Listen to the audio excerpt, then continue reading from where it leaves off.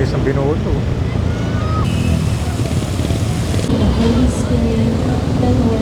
Talagang may kita mo yung pagbabago na ginawa ni Yorme dito sa Binondo, Manila. Una na itong restoration ng Jones Bridge. Ito yung itinuturing na pinakamagandang legacy ni Yorme. European style, ibinalik ang itsura ng Jones Bridge sa original nito na Vaux art style na parang may tulay sa Paris. Tapos binalik din dito yung La Madre Filipina at itong paglagay ng mga decorative lampos. Tapos nagkaroon din ng mga road clearing at paglinis dito. Makikita mo na malinis na yung kalsada, ipinapatupad ang mahigpit na pagbawal sa mga obstruction. Tapos pagpapaganda ng mga parke at plaza dito, kita mo yung Plaza San Lorenzo Ruiz, nilinis at pinailawan ang parke sa harap ng Binondo Church. Inalis na yung mga nakatambak na gamit at ginawang mas maganda para sa mga deboto at turista. Unting-unting tinatanggal na rin yung mga spaghetti wires dito, di ba? Nagsimula na yun sa Ongpin. Ito na ngayon ang Jones Bridge. Ito yung pinapaganda noong 2019 pagkaupo ni Yorme. So binalik itong mala European vibe ng Manila na hango sa bansang Pransya. So ito yung tinatawag nilang Paris of Asian look. So Paris inspired itong mga lampos na to. Nagpaglagay si Yorme ng mahigit 80 ornate lampos dito na kulay itim. Dahil sa mga ilaw na to, naging paboritong pasyalan ang tulay na to tuwing gabi. So naging Instagrammable yung mga pictorial di pang wedding, dito rin ginaganap yan. So, naging Instagrammable itong tulay ng Manila. Tapos ito na po yung Arco. Ito yung Filipino-Chinese friendship. Yan. So, ito na po yung Quintin Paredes. May kita mo na yung pagbabago dito. Dati puno ng mga obstruction, yung mga vendors sa gilid. Ngayon, wala na. Tsaka nilagyan na lang ito ng mga dragon lampos para mas magandang tignan at tsaka mas maliwanag.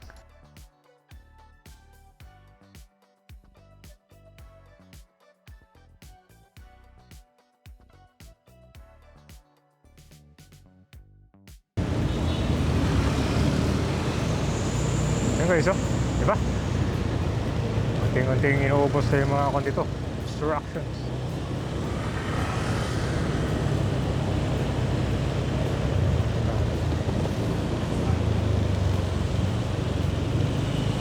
Matatignan ka ba yun kapag ganito kaluwag yung Binondo?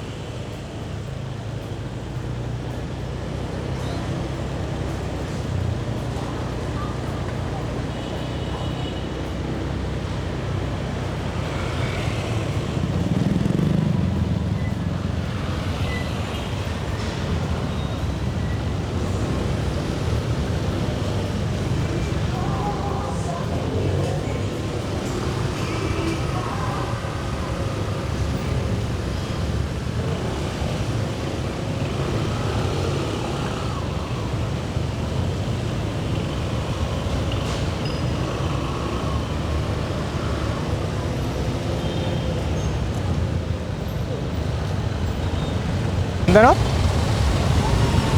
Grabe, alam niyo yung kulay ng tubig dito dati. Kulay ko parang unting-unting umiitim.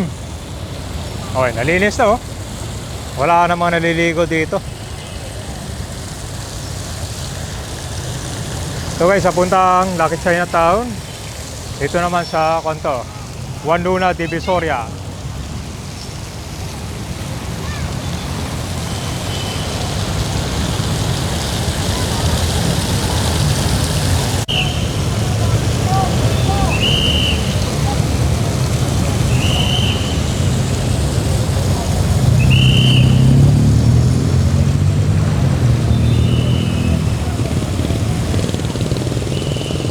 So guys, pabalik na ako Pasig River.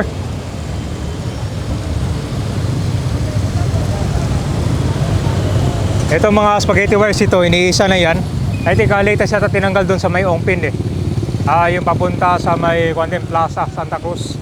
Yan yung inuna, pero hopefully dito sa mga ibang area na rin matanggal para unting-unting gaganda na rin.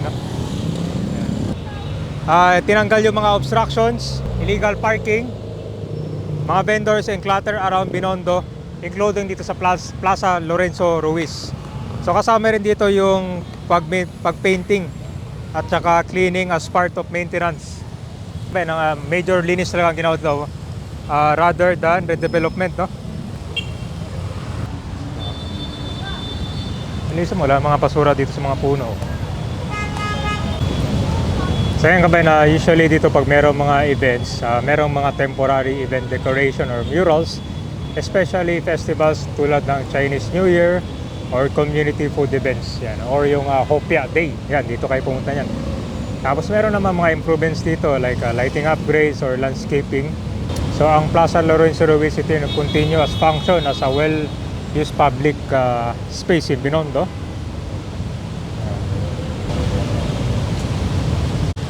Manila Police District yan, meron na dito.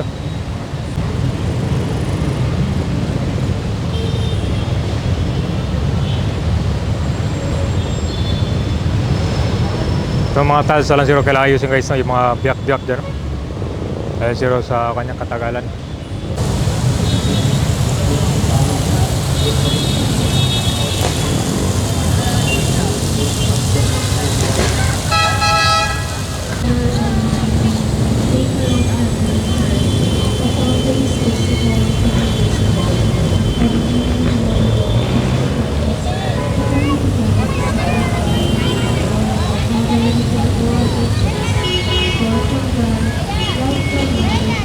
Happy kayo, mapuntang San Fernando Street, oh.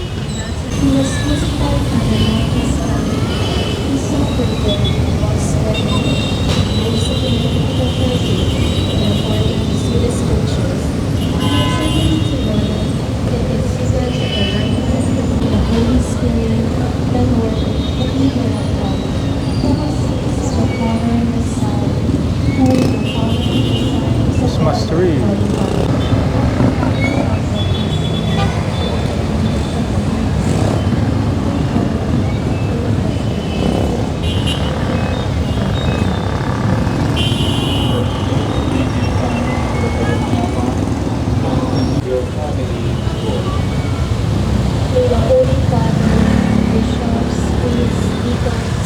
Religious and day dreamers continually